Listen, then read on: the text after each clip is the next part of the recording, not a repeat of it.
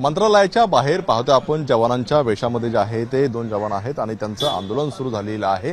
कुठेतरी आपण पाहतोय की सहकुटुंब आलेले आहेत आणि त्यांनी मंत्रालयाच्या बाहेर हे आंदोलन केलेलं आहे। आपल्यासोबत आहेत काय नेमकी तुमची मागणी आहे, कुठून तुम्ही आलात आणि काय म्हणायचं नेमकं? नमस्कार सर, मी चंदू चव्हाण दर्ग हे तिकडून धरून ठेव। मी गेल्या 4 महिन्यापासून भीक मागतोय।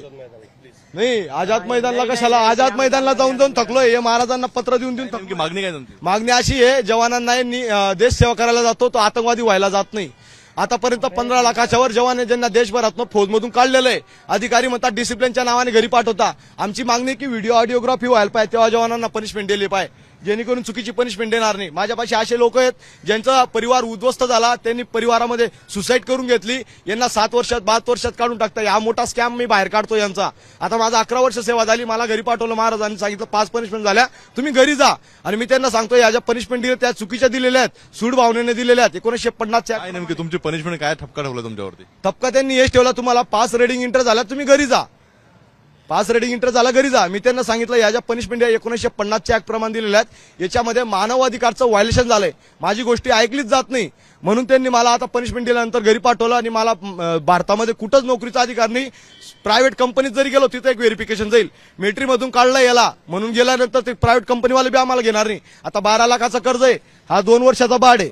तुमच्यावरती काहीतरी आरोप ठेवला असं ना, काय नेमका हा आरोप आहे? काय तुम्ही व्हायोलेशन सांगितलं ना तुम्हाला 5 पनिशमेंट, म्हणजे मिलिटरीमध्ये मला 5 पनिशमेंट दिल्या सैन्य महाशयाने। कशामुळे दिली आहे? कशामुळे मी पाकिस्तानात गेलो त्याच्यामुळे बी दिली होती मला, की बाबा तू दुश्मन देशामध्ये घुसला आणि त्यांना 2 लोकांना मारले। मग भारत सरकारने सांगावं सर्जिकल स्ट्राईक कसं काय झालं। मला पीओडब्ल्यू केलंय पॉर्टरमध्ये, पीओडब्ल्यू म्हणजे जंगमध्ये पकडलेला कैदी, युद्धबंदी।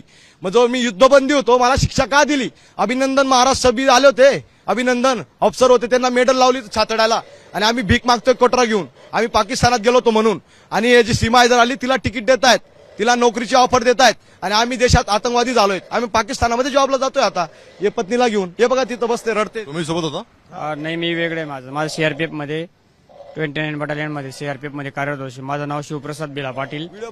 2003 साली मी भरती झालो आणि 2007 मध्ये मला रिमूव्ह केले गेलेले आहे। मला बी अशा ऑफिसरांनी टॉर्चर करून कुठल्या ना कुठल्या अशा थोड्या वेळात वेगवेगळ्या कारणांनी मला रिमूव्ह फ्रॉम सर्व्हिस केलेले आहे। मी 2007 पासून आजपर्यंत डीआयजी अपील केली, आयजी अपील केली, त्याचा काहीच निर्णय लागलेला नाहीये। शेवटी आता मागणी काय तुमची? आमची मागणी इथून हलणार नाही, आम्ही आतंकवादी आहेत, आम्हाला जेलमध्ये टाका, नाही तर आम्ही जाणार नाही, इथंच भीक मागू। आम्ही जेलमध्ये टाकून द्या, आम्ही आतंकवादी आहेत। तुमच्यावर ठपका ठेवलेला आहे की तुम्ही कुठेतरी व्हायोलेशन केलेलं आहे, तुम्हाला मान्य नाही का? कसं काय मान्य राहिलं असतं तर मी शिक्षा केलं असतं का एवढं? मला जर चुकीच्या शिक्षा देतात सूड भावनेच्या पद्धतीने, 12 वर्ष 10 वर्षात तुम्ही फौजमधून काढून टाकतात, किती जवानांचं आहे? मी 10-15 दिवसापासून भीक मागतोय, 4 महिन्यापासून भीक मागतोय, कोणी ऐकायला? कोणी दिली चुकीची शिक्षा तुम्हाला?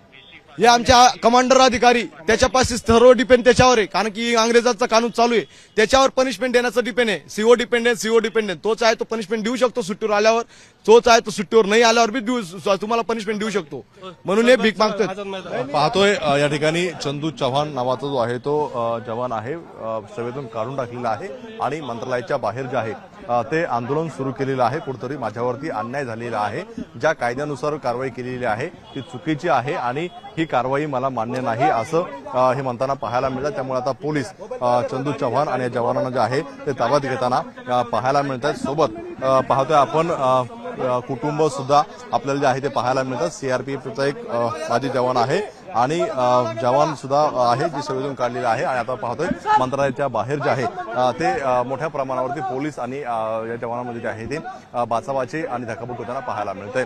कॅमेरामन कृष्णा खापरे, सरासरी एबीपी माझा, मुंबई। एबीपी माझा, उघडा डोळे बघा नीट।